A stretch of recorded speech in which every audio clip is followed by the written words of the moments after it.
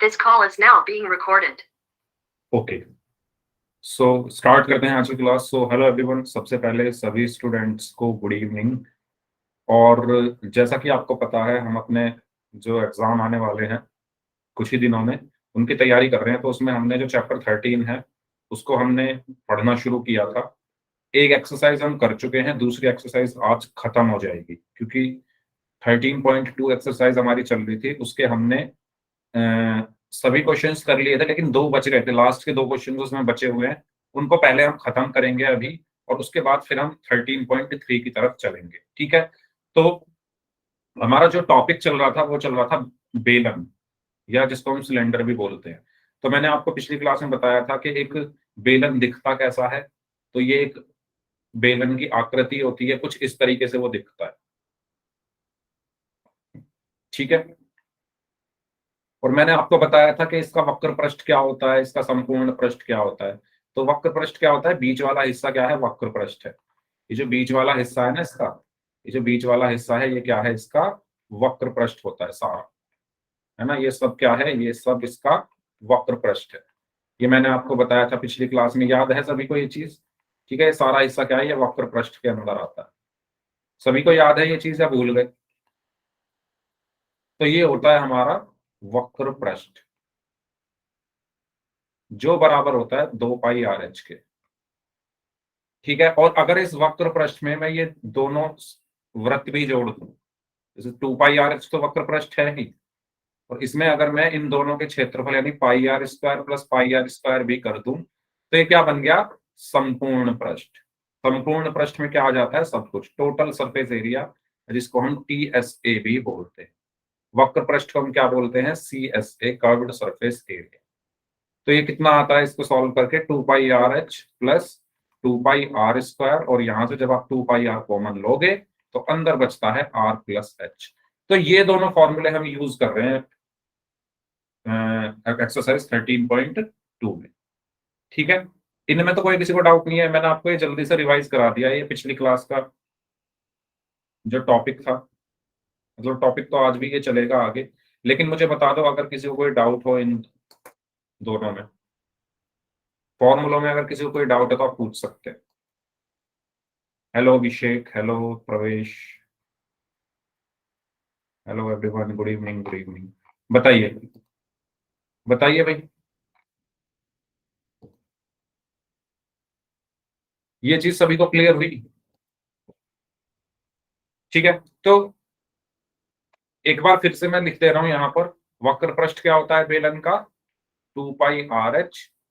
वक्र पृष्ठ क्या होता है, 2πr(h). और संपूर्ण पृष्ठ क्या होता है बेलन का, संपूर्ण पृष्ठ क्या होता है, 2πr into h plus r। किसके हैं ये, बेलन के। ठीक है, वक्र पृष्ठ को हम क्या बोलते हैं, CSA, कर्व्ड सरफेस एरिया। और संपूर्ण पृष्ठ को हम क्या बोलते हैं, TSA, टोटल सरफेस एरिया। ठीक है, चलते हैं क्वेश्चंस की तरफ। जो हमारे क्वेश्चंस बच गए थे, हमने क्वेश्चन नंबर 9 तक कर लिए थे। क्वेश्चन नंबर 9 तक हमने कर लिया था। क्वेश्चन नंबर 10 अब हमें करना है। तो क्वेश्चन नंबर 10 में क्या बोला गया है, आइए क्वेश्चन पढ़ते हैं सबसे पहले। क्वेश्चन नंबर 10 में बोला गया है कि एक आकृति है 13.12, इसमें एक लैंप शेड का फ्रेम है। ये क्या है, एक लैंप शेड का फ्रेम है। इसे एक सजावटी कपड़े से ढका जाना है। अच्छा, लैंप शेड क्या होता है, आप लोगों को याद होगा। वैसे अभी तो मतलब गांव वगैरह में लाइट, जो इलेक्ट्रिसिटी है, जो बिजली है, वो अच्छी आने लगी है, लेकिन कुछ समय पहले तक इतनी अच्छी लाइट नहीं आती थी। तो गांव वगैरह में हम यूज करते थे लैंप। एक लैंप होता था जिसमें ऊपर कांच का लगा होता था एक फ्रेम, नीचे उसमें डालते थे हम मिट्टी का तेल, और फिर उसको जलाते थे। लालटेन भी बोलते हैं जिसको, होता था। ठीक है, तो उसमें लैंप शेड क्या होता है, जो उस लालटेन में ऊपर कांच का लगता था ना कवर, जिससे जो रोशनी है वो एक जगह इकट्ठी रहे। वो बेसिकली किसके लगाया जाता था, वो कवर, जिससे रोशनी जो है वहीं पर इकट्ठी हो जाए, इसीलिए वो लगाया जाता था। तो वो जो ग्लास लगाते थे हम, जो वो कांच का लगाते थे कवर, उसको बोलते हैं लैंप शेड। ठीक है, लैंप शेड सबको समझ आया क्या होता है। जो लालटेन में जो लगता था कांच का ऊपर का हिस्सा, 10 रुपए का मिलता था वो पहले, अब तो पता नहीं।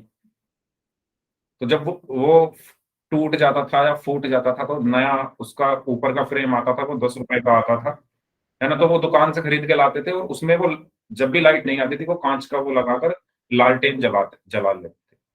तो वो जो कांच का हिस्सा होता था उसको कहते हैं हम लैंप शेड। तो उसी की बात यहाँ पर हो रही है। तो एक लैंप शेड है, इसकी जो आकृति है वो कैसी है, बेलनाकार है। इसे एक सजावटी कपड़े से ढका जाना है।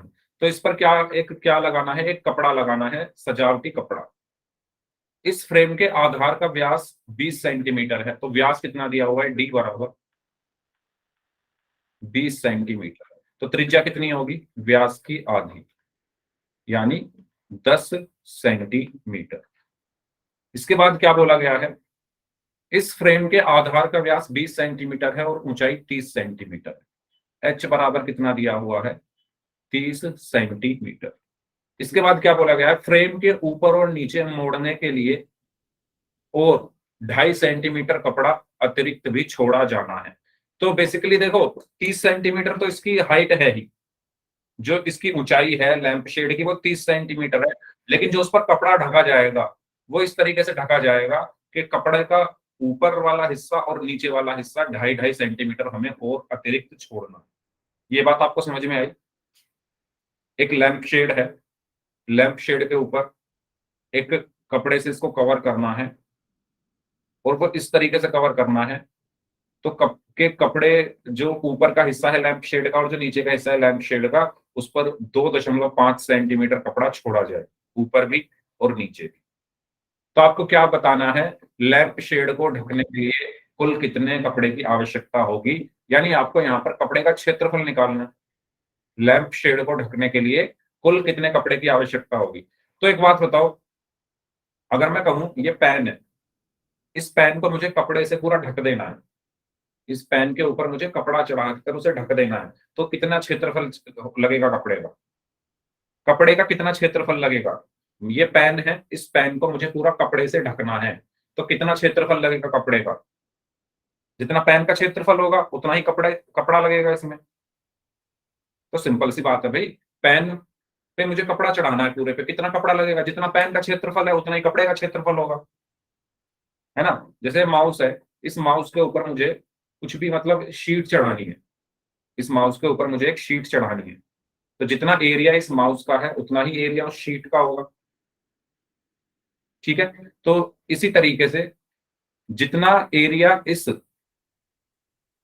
लैंप शेड का होगा उतना ही क्षेत्रफल, जितना क्षेत्रफल इस लैंप शेड का होगा उतना ही क्षेत्रफल कपड़े का होगा। लेकिन हमें यह बोला गया है कि 2.5 सेंटीमीटर अतिरिक्त कपड़ा भी लगेगा ऊपर और नीचे। तो मैं यहां पर क्या करूंगा, क्योंकि एक्स्ट्रा कपड़ा भी लगेगा, तो हाइट देखो 30 सेंटीमीटर हाइट तो इसकी है, ऊंचाई इसकी है, इसमें 2.5 सेंटीमीटर कपड़ा ऊपर लगेगा और 2.5 सेंटीमीटर कपड़ा नीचे लगेगा। कपड़ा लगेगा 30 सेंटीमीटर तो इसकी हाइट पर लगेगा, 30 सेंटीमीटर तो इसकी हाइट पर, इसकी ऊंचाई पर लगेगा। इसके अलावा 2.5 सेंटीमीटर ऊपर छोड़ा जाएगा एक्स्ट्रा, 2.5 मीटर नीचे छोड़ा जाएगा एक्स्ट्रा। तो कुल कपड़ा कितना लगा, एच बराबर 30 प्लस 5, एच बराबर 35 सेंटीमीटर। अब आपको क्या निकालना है, क्षेत्रफल निकालना है। तो बताओ इसमें वक्र पृष्ठ का फॉर्मूला लगेगा या संपूर्ण पृष्ठ का, वक्र पृष्ठ का फॉर्मूला लगेगा या संपूर्ण पृष्ठ का, बताइए। संपूर्ण। संपूर्ण क्यों, मैंने बताया जो लैंप होता है वो ऊपर और नीचे से उसमें कुछ होता है क्या, वहां कुछ कपड़ा लगेगा। जो मैं लालटेन में जो वो लगता है, लालटेन में जो लैंप शेड लगती है वो ऊपर और नीचे से खोखली होती है ना, उसमें ऊपर और नीचे कुछ नहीं होता, खाली होती है।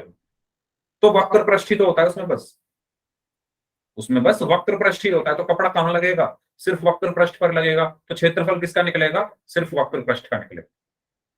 इस तरीके से सोचना है। कपड़ा जो लैंप शेड है वो ऊपर और नीचे से खाली होती है, खोखली होती है। तो ऊपर और नीचे जब कुछ है ही नहीं उसमें तो वहां कपड़ा नहीं लगेगा। और जब वहां कुछ है ही नहीं तो कपड़ा नहीं लगेगा, तो कपड़ा कहाँ लगेगा, सिर्फ उसके वक्र पृष्ठ पर लगेगा। तो क्षेत्रफल भी किसका निकलेगा, वक्र पृष्ठ का।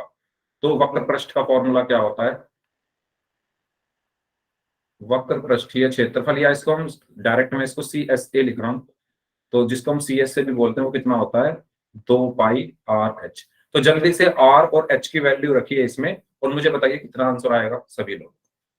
R और H की वैल्यू रखिए इसमें। R कितना है 10 सेंटीमीटर 10 सेंटीमीटर, H कितना है 35 सेंटीमीटर 35 सेंटीमीटर। दोनों को रखो, कर्व्ड सरफेस एरिया आपको मिल जाएगा या वक्र पृष्ठ आपको मिल जाएगा। सॉल्व करें सभी लोग इसको आगे। ये समझ में आया सभी को वक्र पृष्ठ का फॉर्मूला क्यों लगा रहा हूं मैं? क्योंकि जो लैंप शेड होता है वो ऊपर और नीचे से खाली होता है, उसमें कुछ नहीं होता। देखा होगा लालटेन में जो लगता है लैंप शेड, वो तो सबने देखा ही होगा, ऊपर और नीचे उसमें कुछ नहीं होता। तो ऊपर और नीचे जब कुछ है ही नहीं तो वहां कपड़ा भी नहीं लगेगा। कपड़ा सिर्फ कहाँ लगेगा? उसके वक्र पृष्ठ पर लगेगा। तो क्षेत्रफल भी किसका निकलेगा? सिर्फ वक्र पृष्ठ का निकलेगा। बताइए कितना आया भाई? आया किसी का आंसर? तो 2 गुणा पाई की जगह रख दो 22/7 गुणा R कितना है 10 गुणा H कितना है 35। तो 7 एकम 7, 7 पंजे 35। तो कितना आया 2 गुणा 22 गुणा 10 गुणा 5। तो 100 गुणा 22 बराबर 2200 सेंटीमीटर स्क्वायर। ये हमारा आंसर होगा। ठीक है, तो इसका सही आंसर क्या होगा? 2200 सेंटीमीटर स्क्वायर। कोई डाउट है तो पूछ लीजिए इस क्वेश्चन में किसी को। ये पॉइंट सबको समझ में आ गया था कि इसमें मैंने 2.5 और 2.5 क्यों जोड़ा है? क्योंकि 2.5 सेंटीमीटर ऊपर की तरफ कपड़ा एक्स्ट्रा लग रहा है, 2.5 सेंटीमीटर नीचे की तरफ कपड़ा एक्स्ट्रा लग रहा है। मुझे किसका क्षेत्रफल चाहिए ये बताओ? कपड़े का चाहिए तो कपड़े की ही ऊंचाई लूंगा। मुझे क्षेत्रफल किसका चाहिए? कपड़े का। तो कपड़े की ऊंचाई कितनी होगी? 30 सेंटीमीटर कपड़ा तो बेलन के ऊपर लग गया, क्योंकि बेलन की ऊंचाई 30 सेंटीमीटर है। तो 30 सेंटीमीटर कपड़ा तो बेलन के ऊपर लग गया। क्वेश्चन में ये बोला गया है कि 2.5 सेंटीमीटर अतिरिक्त कपड़ा भी छोड़ा जाना है दोनों ओर, यानी ऊपर 2.5 सेंटीमीटर एक्स्ट्रा, नीचे 2.5 सेंटीमीटर एक्स्ट्रा। तो टोटल कितना एक्स्ट्रा लगा? 2.5 + 2.5 5, 30 ये और 5 वो, तो 35 हो गया। तो टोटल कपड़े की ऊंचाई कितनी हो गई? 35 सेंटीमीटर। अब आया समझ में? अब आया समझ में ये 35 कैसे आया? ठीक है, तो H 35 R 10 इस तरीके से हमें करना है। नेक्स्ट क्वेश्चन करें। चलिए अगला सवाल करते हैं। नेक्स्ट क्वेश्चन में क्या बोला गया है? Question number 11। क्वेश्चन नंबर 11 में क्या बोला गया है? किसी विद्यालय के विद्यार्थियों, अच्छा, किसी विद्यालय के विद्यार्थियों से एक आधार वाले बेलनाकार कलम दानों को गत्ते से बनाने और सजाने की प्रतियोगिता में भाग लेने के लिए कहा गया। प्रत्येक कलमदान को 30 सेंटीमीटर त्रिज्या और 10.5 सेंटीमीटर ऊंचाई का होना था। विद्यालय को इसके लिए प्रतिभागियों को गत्ता देना था। यदि उसमें 35 प्रतिभागी थे तो विद्यालय को कितना गत्ता खरीदना पड़ेगा? इस क्वेश्चन में क्या कहा गया है? एक स्कूल है, एक विद्यालय है जिसमें कंपटीशन हो रहा है, और कंपटीशन भी किस चीज का हो रहा है? कलमदान। कलमदान मतलब होता है पेन होल्डर जो होते हैं, आपने देखा होगा, आपके पास होंगे भी, जिनमें हम पेन रख देते हैं। ग्लास टाइप होता है वो, जैसे एक ग्लास होता है ना, पानी का ग्लास, ऐसे होता है, उसमें ऐसे पेन रख देते हैं। जो हमारे पेन होते हैं उनका यूज किया और उसमें रख दिए, जिससे पेन हमारे खुए ना, उनको हम क्या बोलते हैं? कलमदान। ये सब ये तो आप लोगों के पास होगा भी, कुछ बच्चों के पास। कलमदान क्या होता है ये समझ आया सभी को? कलमदान क्या होता है? जिसमें हम अपने पेन रखते हैं, पेन होल्डर भी बोलते हैं जिसको, ग्लास टाइप होता है। ठीक है, तो एक स्कूल में क्या हो रहा है? कंपटीशन हो रहा है जिसमें बच्चों को क्या बनाने हैं? पेन होल्डर, कलमदान। किसकी हेल्प से? गत्ते की हेल्प से बनाने। ठीक है, अब बच्चों से ये बोला गया है कि आपको ऐसा कलमदान बनाना है जिसकी त्रिज्या, ठीक है, जिसकी आधार की त्रिज्या क्या हो? 3 सेंटीमीटर, यानी R बराबर होना चाहिए 3 सेंटीमीटर, और उसकी जो ऊंचाई है वो कितनी होनी चाहिए? 10.5 सेंटीमीटर। H कितना होना चाहिए? 10.5 सेंटीमीटर। ठीक है, बच्चों से क्या बोला गया कि आपको ऐसे पेन होल्डर बनाने हैं जिसकी जो रेडियस है, त्रिज्या है, वो 3 सेंटीमीटर होनी चाहिए, और उसकी ऊंचाई कितनी होनी चाहिए? 10.5 सेंटीमीटर। सभी को। अब कुल कितने बच्चों ने उस कंपटीशन में हिस्सा लिया? 35 बच्चों ने। 35 बच्चे थे जिन्होंने बोला कि हाँ हम बनाएंगे, हम इस कंपटीशन में हिस्सा ले रहे हैं। तो आपको बताना है कि विद्यालय को कितना गत्ता खरीदना होगा। तो आप एक बात बताओ, अगर सभी से ये बोला गया है कि जो त्रिज्या है वो 3 सेंटीमीटर होनी चाहिए और जो ऊंचाई है वो 10.5 सेंटीमीटर होनी चाहिए, तो सभी का जो क्षेत्रफल है वो एक जैसा होगा। जो 35 बच्चे कलमदान बनाएंगे सबसे ये बोला गया है कि आपको ये दोनों चीजें रखनी है, तो सब एक जैसा ही तो बनाएंगे। एक सबकी त्रिज्या एक जैसी, सबके ऊंचाई एक जैसी, तो सबके क्षेत्रफल एक जैसे रहेंगे या नहीं रहेंगे? अगर 35 बच्चे हैं, मैं उनसे बोलूं आपको एक कलमदान बनाना है जिसकी त्रिज्या 3 सेंटीमीटर और 10.5 सेंटीमीटर उसकी ऊंचाई हो, तो सभी एक जैसा बनाएंगे। सब में ऊंचाई कितनी होगी? 10.5 सेंटीमीटर और त्रिज्या 3 सेंटीमीटर। यानी अगर मैं एक का क्षेत्रफल निकाल लूं, अगर मैं किसी एक कलमदान का क्षेत्रफल निकाल लूं और उसमें 35 की गुणा कर दूं, तो मुझे सभी का क्षेत्रफल पता चल जाएगा। चल जाएगा या नहीं? ठीक है, तो मुझे क्या निकालना है यहां पर? गत्ता बताना है कितना लगेगा। तो जितना गत्ता एक कलमदान में लगेगा उतना ही सभी 35 में लगेगा। ठीक है, तो मान लो ये कलमदान है हमारा। अब कलमदान क्या होता है? पेन होल्डर क्या होता है? ऊपर से खुला होता है, ऊपर से खुला होता है। इस तरीके से होता है। गिलास, जैसे गिलास होता है ना, ऊपर से खुला नीचे से बंद। ग्लास ऐसा ही तो होता है, ऊपर से वो खुला होता है, नीचे से वो बंद होता है। तो ऐसा ही कलमदान है, ये ऊपर से खुला है, नीचे से बंद है। अब इसमें गत्ता कहां कहां लगेगा? गत्ता इसमें कहां कहां लगेगा बताओ? इसके वक्र पृष्ठ पर लगेगा एक तो, ये तो एक तो गत्ता यहां लगेगा इसके वक्र पृष्ठ पर। जैसे एक ग्लास में स्टील कहां कहां होता है? जैसे स्टील का ग्लास है, उसमें जो स्टील है वो कहां कहां होता है? एक तो उसके वक्र पृष्ठ पर होता है स्टील, और उसके नीचे वाले हिस्से पर स्टील होता है। बताओ, ये बात सभी को समझ आई या नहीं? एक ग्लास है, पानी का ग्लास, स्टील का, उसमें स्टील कहाँ कहाँ होता है? उस ग्लास के वक्र पृष्ठ पर और उसके निचले हिस्से पर। ऐसे ही अगर ये गत्ते का है तो इसमें गत्ता कहाँ कहाँ होगा? इसके वक्र पृष्ठ पर होगा गत्ता, इस तरीके से, और इसके निचले हिस्से पर होगा। ये बात सभी को क्लियर हुई जो मैं बताना चाह रहा हूं? मेरी भावनाओं को आप समझ रहे हैं सभी लोग, जो मैं कहना चाहता हूं? ठीक है, एक एक स्टील का ग्लास देखो, उसमें स्टील कहाँ कहाँ होता है? उसके वक्र पृष्ठ पर, उसके वक्र पृष्ठ पर, उसके नीचे हिस्से पर। ऐसे ही पेन होल्डर है, इसमें गत्ता कहाँ होगा? उसके वक्र पृष्ठ पर और उसके ये नीचे वाले हिस्से पर। तो अगर मैं इसका क्षेत्रफल निकाल लूं तो मुझे गत्ते का क्षेत्रफल पता चल जाएगा या नहीं? अगर मैं इस पेन होल्डर का क्षेत्रफल निकाल लूं तो जितना क्षेत्रफल इस पेन होल्डर का होगा उतना ही इसमें उपयुक्त गत्ते का होगा। बताइए होगा या नहीं? अगर ये पेन है, इसके ऊपर मैं गत्ता चढ़ा दूं तो जितना क्षेत्रफल इस पेन का है उतना ही इसके ऊपर गत्ते का होगा। ऐसे ही जितना क्षेत्रफल इसका होगा इतना ही गत्ते का होगा। तो मैं क्या कर सकता हूं, यहां से एक पेन होल्डर पर चढ़े गत्ते का क्षेत्रफल निकाल सकता हूं। और वो कैसे निकलेगा बताओ? क्या फॉर्मूला लगेगा यहां पर? कौन से फॉर्मूले से निकलेगा? वक्र पृष्ठ या संपूर्ण पृष्ठ? बताओ कौन सा फॉर्मूला लगाऊं यहां पर?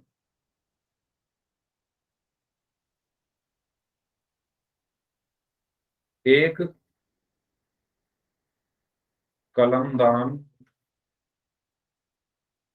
पर चढ़े गत्ते का क्षेत्रफल क्या होगा बताओ? ये तो आसान है।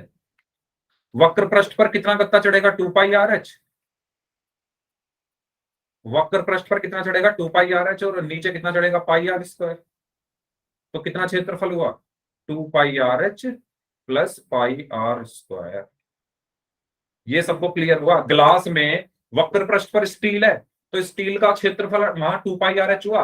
नीचे स्टील है, गोले का गोला बनता है ना नीचे, ग्लास में नीचे गोला बनता है, सॉरी वृत्त बनता है, नीचे वृत्त बनता है ग्लास में। तो वृत्त का क्षेत्रफल क्या होता है? πr²। तो क्षेत्रफल क्या होगा टोटल? 2πr h पे गत्ता लगेगा एक तो, एक गत्ता कहाँ लगेगा? वक्र पृष्ठ पर यानी 2πr h पर, और गत्ता कहाँ लगेगा? नीचे वाले हिस्से पर यानी πr² पर। तो गत्ते का क्षेत्रफल कितना होगा? 2πr h plus πr²। ये अगर आपको समझ में आया तो बताओ। इसमें ना तो CSA लग रहा है, ना इसमें TSA लग रहा है, ना तो इसमें वक्र पृष्ठ लग रहा है, ना ही इसमें संपूर्ण पृष्ठ लग रहा है। इसमें लग रहा है दोनों के बीच में, है ना तो ये वक्र पृष्ठ है, ना ही ये संपूर्ण पृष्ठ है।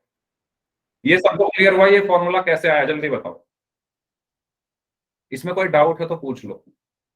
ये फॉर्मूला मैंने कैसे लिखा है, ये सबको समझ आ गया है?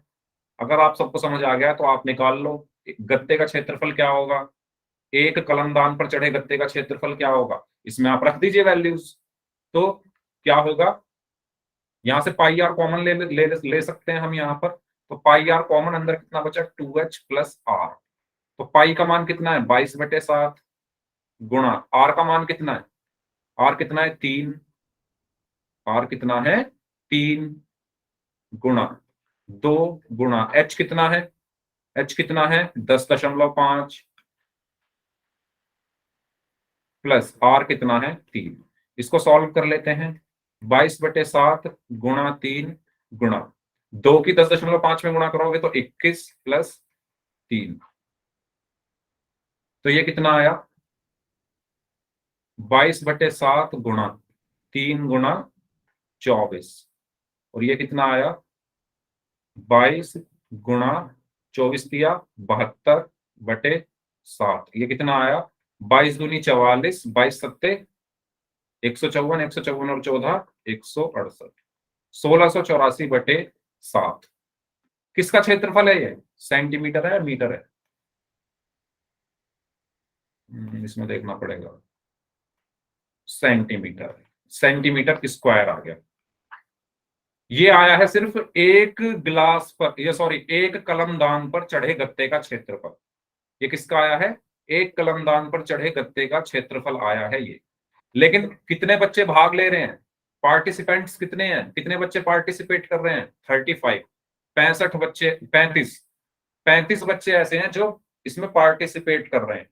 तो 35 के 35 बच्चे इसी क्षेत्रफल का बनाएंगे ना, बनाएंगे या नहीं, क्योंकि सभी को यही रेट, यही त्रिज्या रखनी है, यही ऊंचाई रखनी है।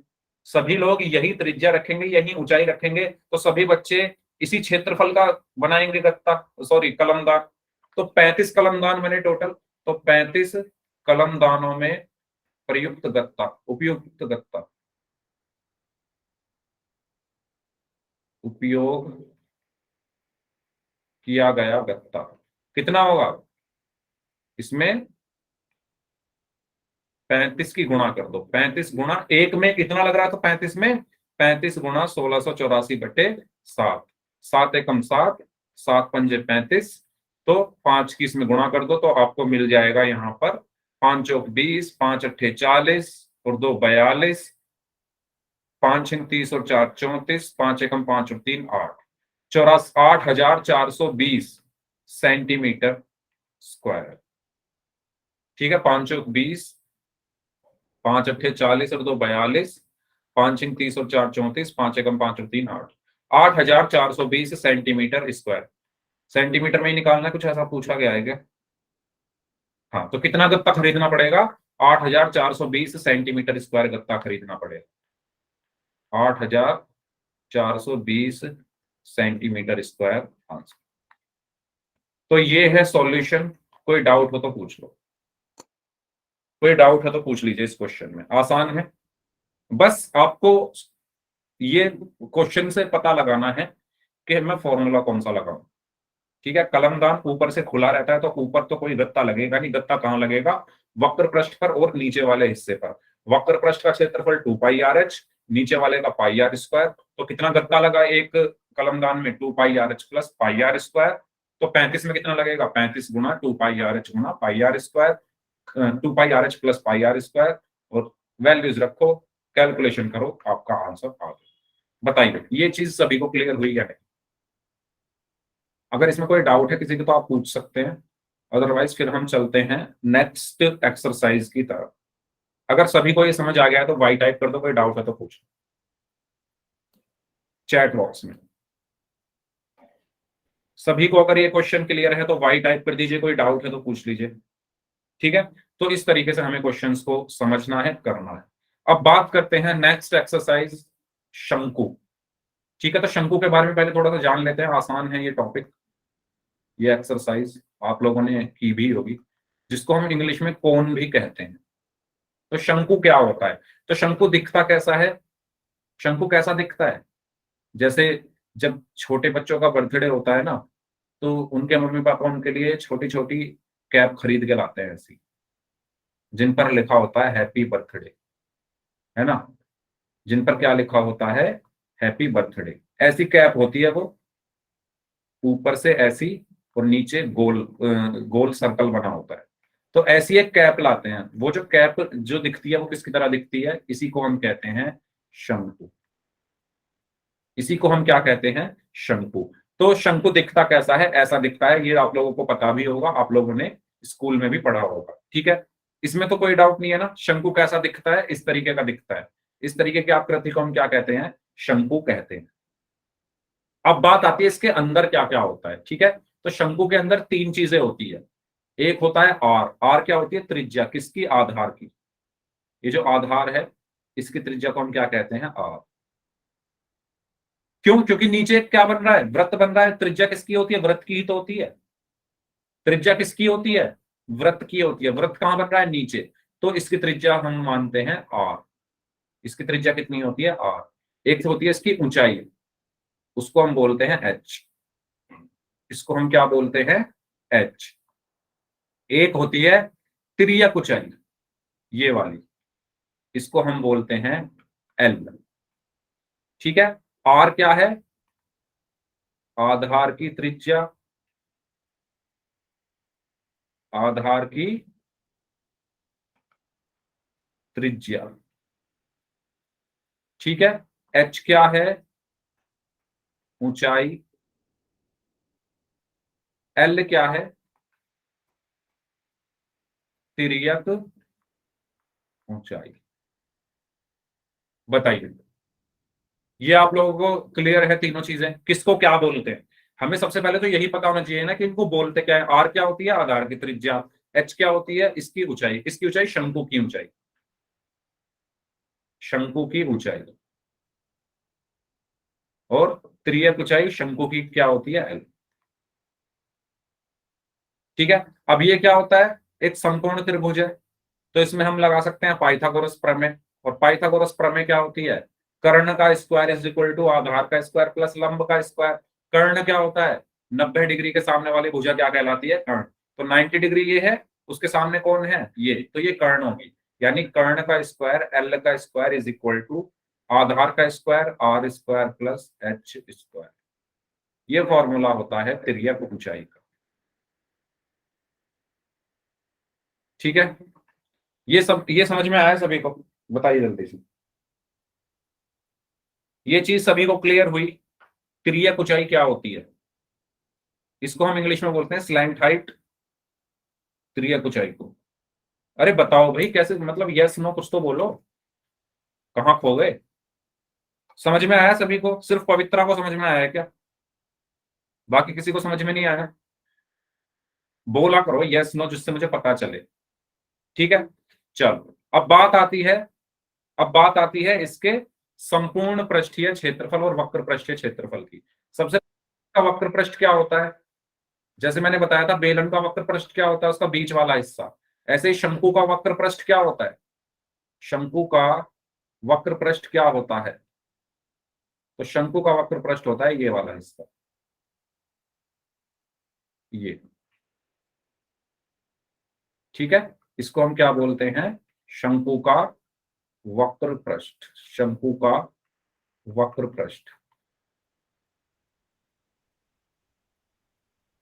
तो अगर मैं कहूं वक्र पृष्ठ का क्षेत्रफल, तो मैं किसकी बात करूंगा, इसकी बात करूंगा, सिर्फ इसकी। ठीक है।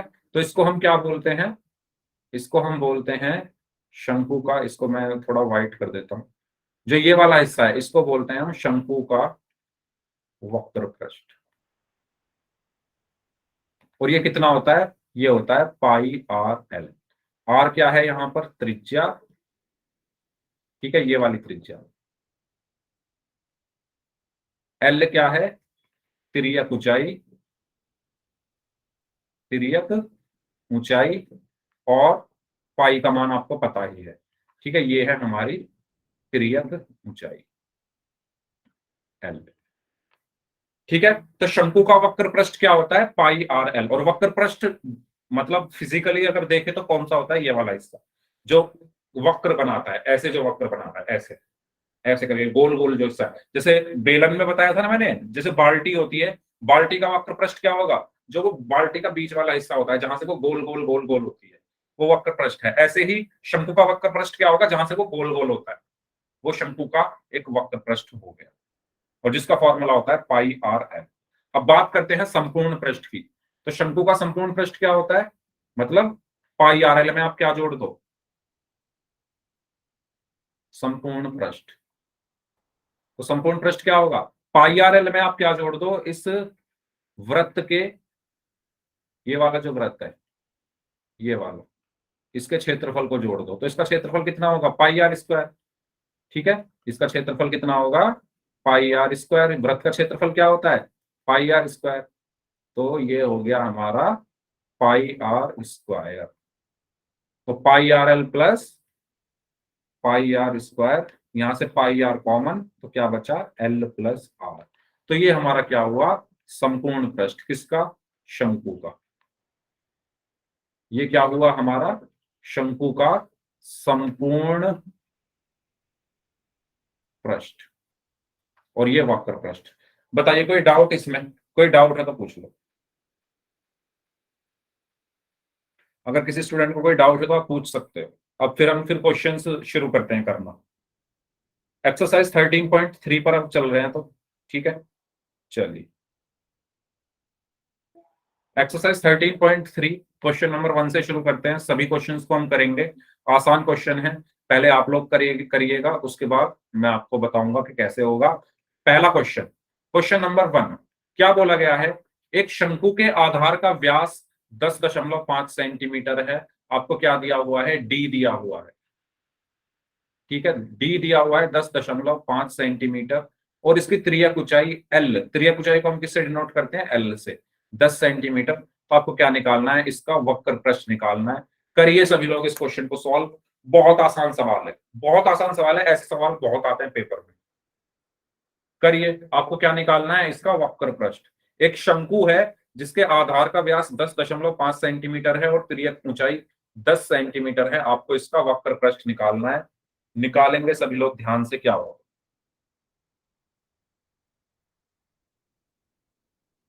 फॉर्मूला क्या होता है, पाई आर एल।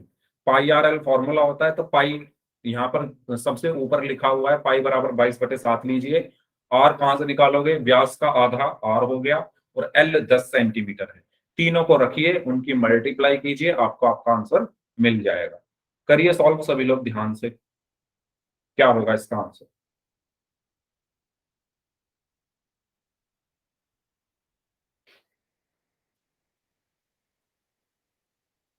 बताइए।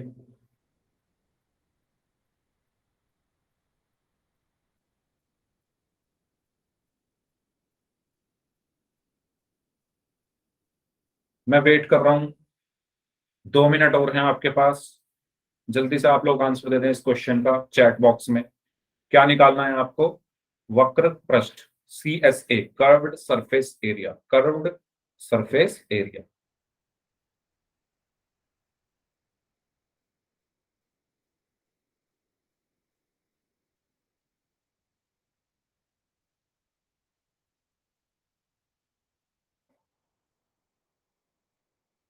चैट बॉक्स में आप लोग अपना आंसर लिख सकते हैं, अभी तो किसी का आंसर आया नहीं है।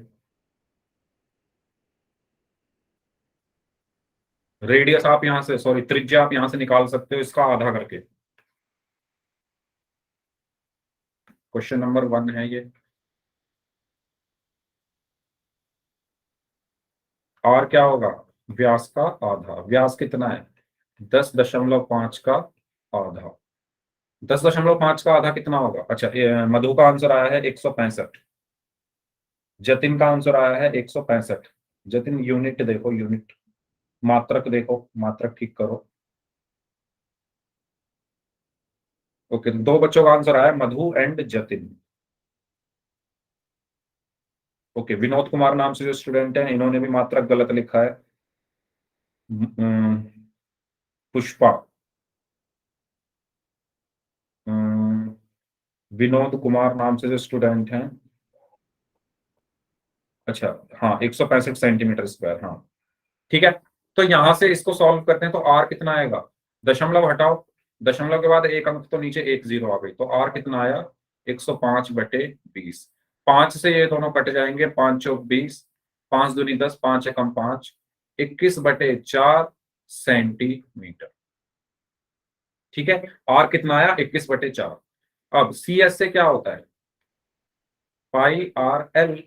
पाई कितना है 22/7 इंटू आर कितना है 21/4 गुणा एल कितना है 10। ठीक है, पाई कितना है 22/7, आर कितना है 21/4 और एल कितना है 10। इसको सॉल्व कर लेते हैं। तो जब आप इसको सॉल्व करेंगे तो 7 एकम 7, 7 तिया 21, 2 दूनी 4, 2 पंजे 10, 2 एकम 2, 2 एकम 2, 2 एकम 2, तो कितना बचा 11 गुणा 3 गुणा 5।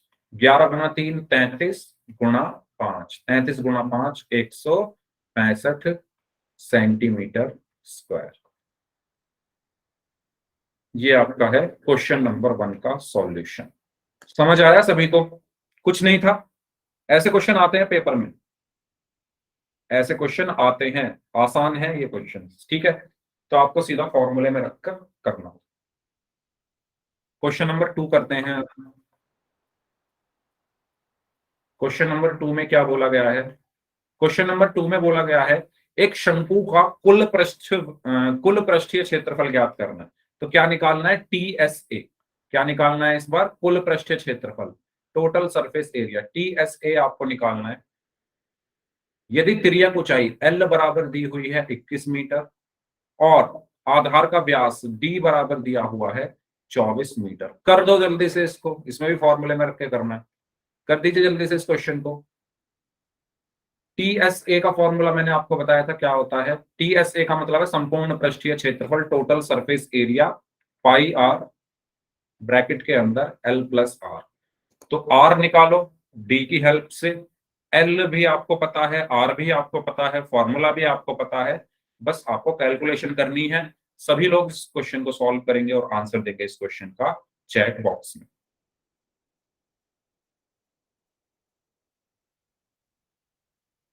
दीजिए।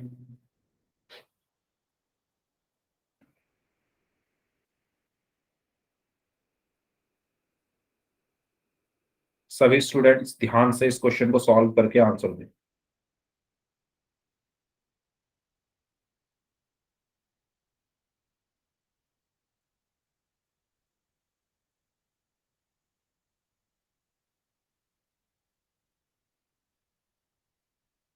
हाँ जी,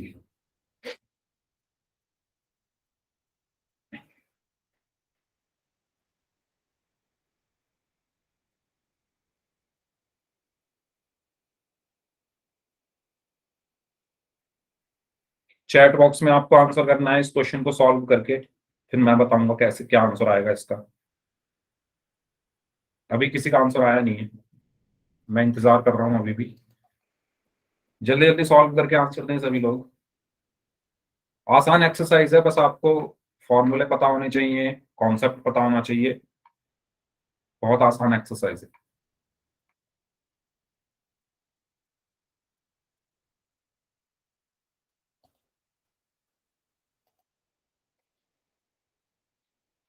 एक मिनट और है आपके पास।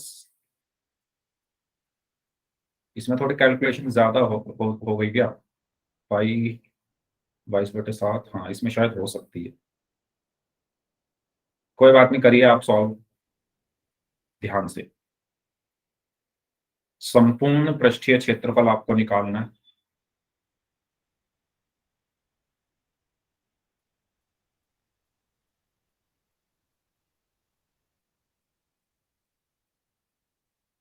चलिए देखते हैं इसको। TSA हमें निकालना है। तो TSA का फॉर्मूला यहां पर लिखा हुआ है, पहले R निकाल लेते हैं। R कितना होगा, व्यास का आधा, तो 24/2। तो R कितना आया 12 मीटर। तो TSA कितना आएगा, पाई 22/7 इंटू R कितना है 12, L प्लस R 21 प्लस 12, तो 22/7 इंटू 12, 21 और 12 कितने हो गए 33। Okay Jatin, very good. इसको अगर डिवाइड करना चाहो तो कर सकते हो आप। तो अब यहाँ पर हमें क्या करना पड़ेगा, इनकी मल्टीप्लीकेशन करनी पड़ेगी। तो 22 गुणा 12×3 = 36, 12×3 = 36 और 3 39/7। कुछ नहीं कट रहा। इनकी भी मल्टीप्लीकेशन कर लेते हैं। 396 की 22 से गुणा करनी है। तो 2 छिक्का 12, 2 × 18 और 1 19, 2 × 6 और 1 7, 2 9 7, 2 1 7, 8712/7। ठीक है, 8712/7। 8712 को 7 से भाग कर दो। 8712 को 7 से भाग कर दो, दशमलव में आंसर आ जाएगा। 7 एकम 7, 8 में से 7 गया 1, यहां से 7 उतारा, 7 दूनी 14, 7 में से 4 गया 3, यहां से 1 लिखा, 7 चौक 28, 11 में से 8 गया 3, वहां से 2 लिखा, 7 चौक 28, 4 0 अपनी तरफ से, तो यहाँ पर दशमलव आया, और 7 पंजे 35। तो ये चलता ही जाएगा आगे, और 7 सत्ते यहां तक कर लेते हैं। ठीक है, तो ये कितना बचा, 1244.57। तो मेरा फाइनल आंसर क्या आया, 1244.57। क्या मीटर या सेंटीमीटर, ये भी चेक कर लेते हैं। Metre square. मीटर, ठीक है, मीटर स्क्वायर, ये हमारा आंसर हो। ठीक है, समझ आया सभी को, कुछ नहीं था इस क्वेश्चन में भी, आसान था। कोई डाउट हो तो आप पूछ लीजिए, इसके बाद फिर नेक्स्ट क्वेश्चन करते हैं। कोई डाउट हो तो आप लोग पूछ लीजिए, इसके बाद फिर नेक्स्ट क्वेश्चन करते हैं।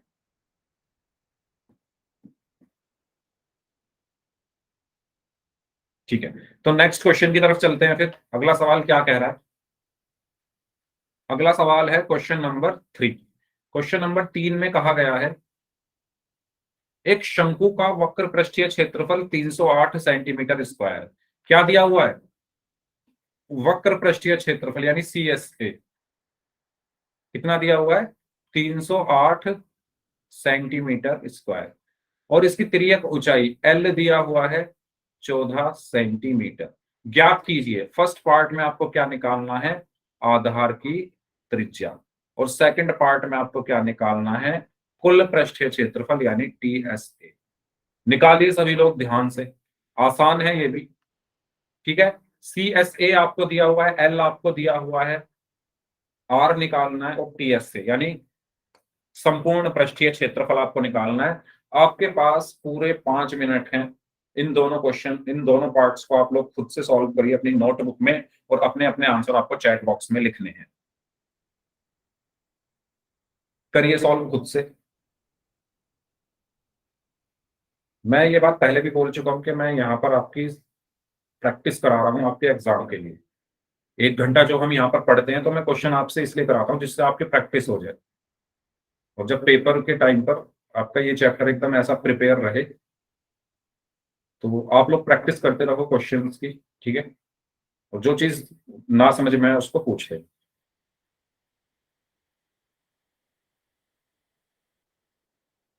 बताइए इसका क्या आंसर होगा, सभी लोग ध्यान से सॉल्व करेंगे। R = 7। ओके, जतिन का आंसर आया है R = 7।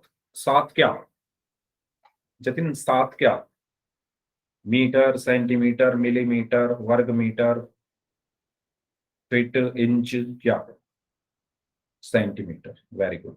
ओके, मधु का आंसर आया है R = 7 centimetre. Okay, Jatin and Madhu का आंसर आया है, संदीप जहांगीर नाम से जो स्टूडेंट है, इनका आंसर आया है R = 7 centimetre.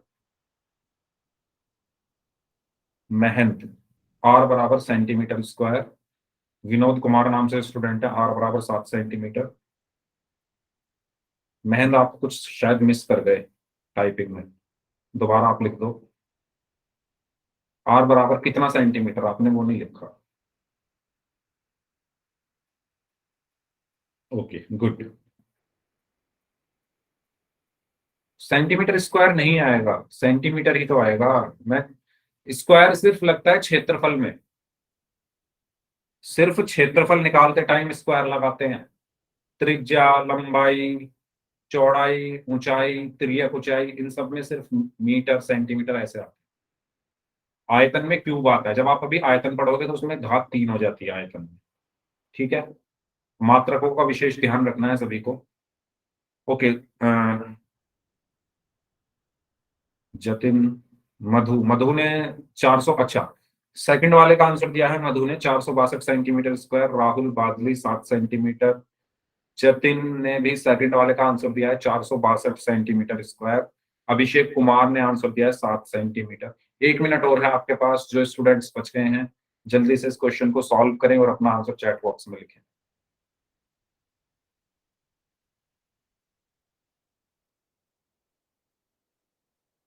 Okay, 462 centimetre square आप लोग आंसर दे रहे हो सेकंड पार्ट का, वेरी गुड।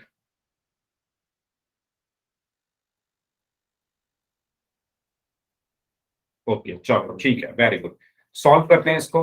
तो जिनका हो गया एक्सीलेंट, अच्छा गजेश, ठीक है गजेश।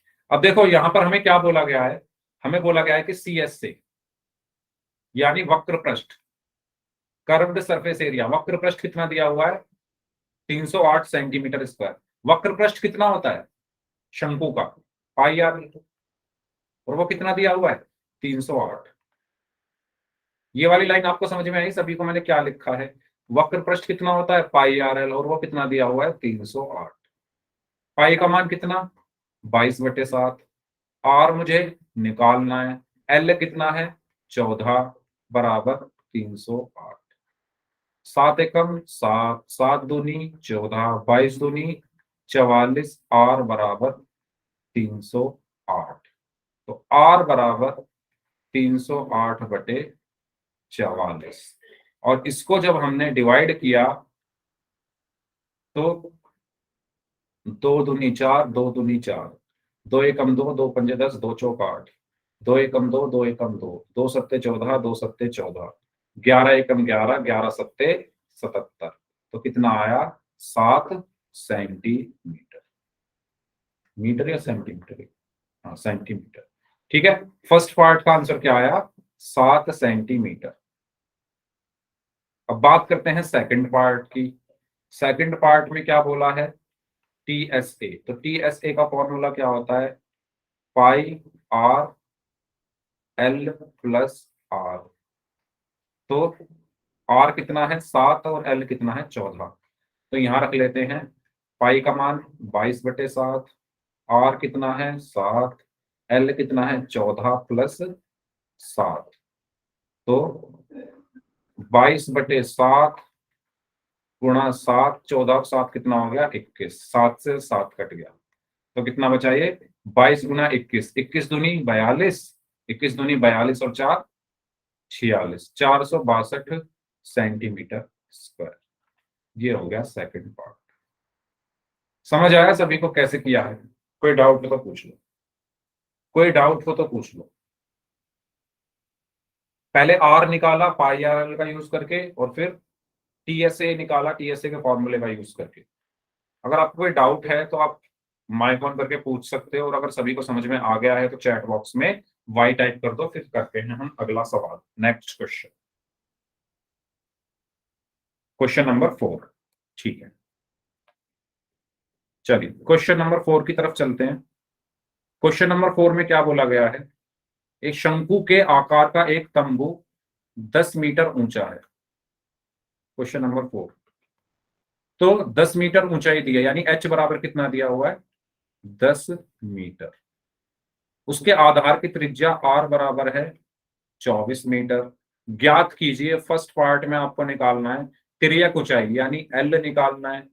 सेकंड पार्ट में आपको क्या निकालना है तंबू में लगे कैनवास की लागत, ठीक है, यानी कॉस्ट निकालनी है, मूल लागत निकालनी है। पहले फर्स्ट पार्ट में एल निकाल कर बताइए कितना आएगा, एल का मान निकालो। कौन सा फॉर्मूला लगाओगे L square is equal to H square plus R square. इस फॉर्मूले का यूज करिए, क्योंकि एच और आर आपके पास है, एल आप निकाल सकते हो। निकाले सभी लोग, क्या आएगा? या आप इसको ऐसे भी लिख सकते हो, L is equal to square हटकर यहाँ पर अंडर रूट आ गया h square plus r square. Okay, Madhu ने आंसर दिया है L बराबर 26 मीटर। बाकी स्टूडेंट्स भी आंसर दें इस क्वेश्चन का, क्या होगा?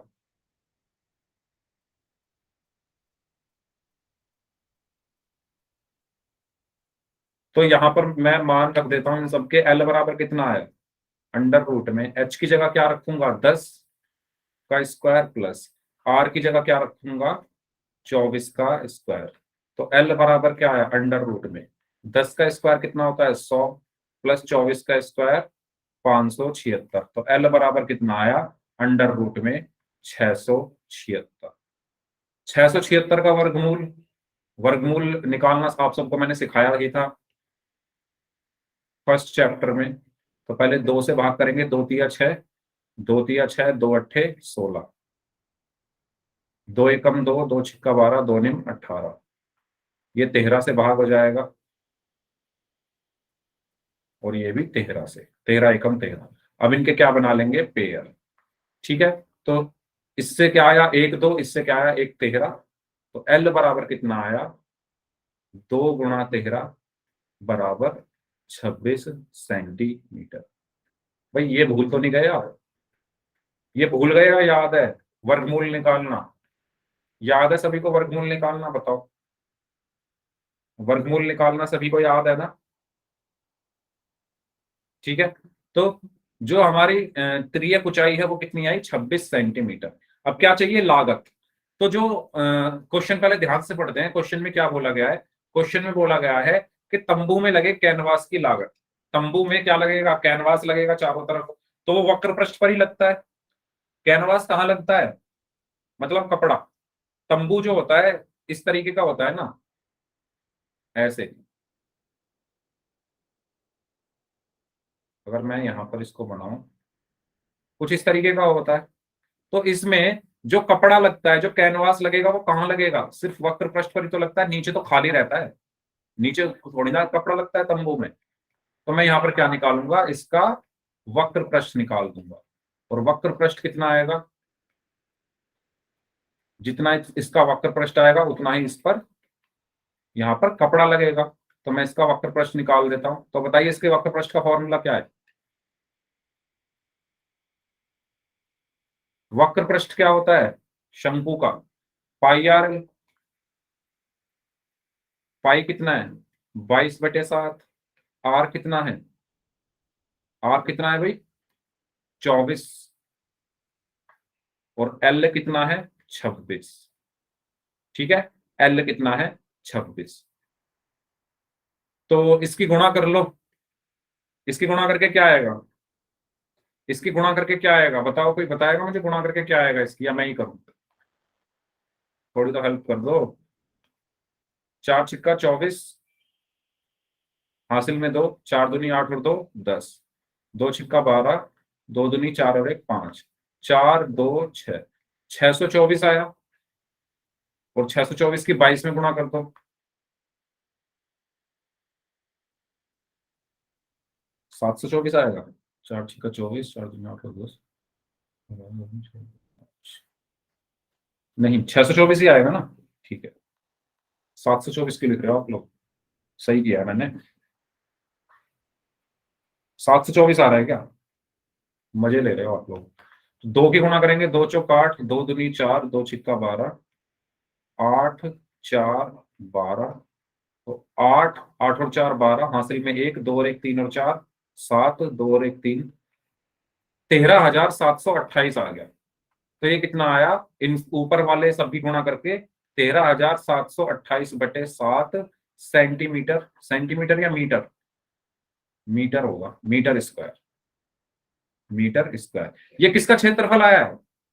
जो तंबू है उसमें जो कपड़ा लगेगा, जो तंबू है उसमें जो कपड़ा लगेगा, उसका जो क्षेत्रफल है वो कितना आया? ये। अब क्वेश्चन में क्या बोला गया है? क्वेश्चन में ये बोला गया है कि अगर 1 मीटर स्क्वायर की लागत, ये रहा क्वेश्चन, अगर 1 मीटर स्क्वायर की लागत 70 रुपए है, तो इसकी लागत क्या होगी? ठीक है, तो 1 मीटर स्क्वायर की क्या है? 70 रुपए। तो इसकी क्या होगी? बटे 7 मीटर स्क्वायर की लागत क्या होगी? 70 गुणा 13,728 बटे 7, 7 धाम 70, तो क्या आंसर आया? 1,37,280 रुपए। ठीक है, ये क्या होगी? इस पर लगे कैनवास की लागत होगी। ठीक है, तो ये है पूरा क्वेश्चन आपकी स्क्रीन पर, दोनों पार्ट्स इसके। कोई डाउट है तो पूछ लो। मैंने क्या निकाला? पहले क्षेत्रफल निकाल लिया, कितना कपड़ा चाहिए। कितना कपड़ा चाहिए था? कितना कपड़ा चाहिए था? ये चाहिए था कपड़ा। अब 1 मीटर स्क्वायर की लागत ये है, तो इसकी लागत क्या होगी? 70 से गुणा कर दिया। ठीक है, तो इसका आंसर क्या हुआ? 1,37,280। कोई डाउट है तो आप माइक ऑन करके डाउट पूछ सकते हो, और अगर सभी को समझ में आ गया है तो वाई टाइप कर दो। माइक ऑन करके डाउट पूछ लो, अगर किसी को डाउट है तो किस पॉइंट पर आपको डाउट है। उसके बाद अगर सभी को समझ में आएगा तो चैट बॉक्स में वाई टाइप कर दो। ठीक है, ओके, चलिए तो नेक्स्ट क्वेश्चन की तरफ चलें। अच्छा, अगला सवाल देख लो पहले कितना टाइम लगेगा उसमें। क्या है अगला क्वेश्चन? Question number 5। इसमें ना टाइम लगेगा, इस क्वेश्चन में टाइम लगेगा, तो एक काम करते हैं, इस क्लास को हम यहीं तक रखते हैं। ठीक है, अब जिनके डाउट्स हैं वो लोग अपने डाउट्स पूछ लीजिए। ओके, क्वेश्चन नंबर 5 में क्योंकि आपको मुझे 5 मिनट देने, फिर अपने 10 मिनट भी उसमें लगाने हैं, तो टाइम लगेगा, तो इस क्लास को हम यहीं तक रखते हैं। अब जिनके डाउट्स हैं वो लोग अपने डाउट्स पूछ लें।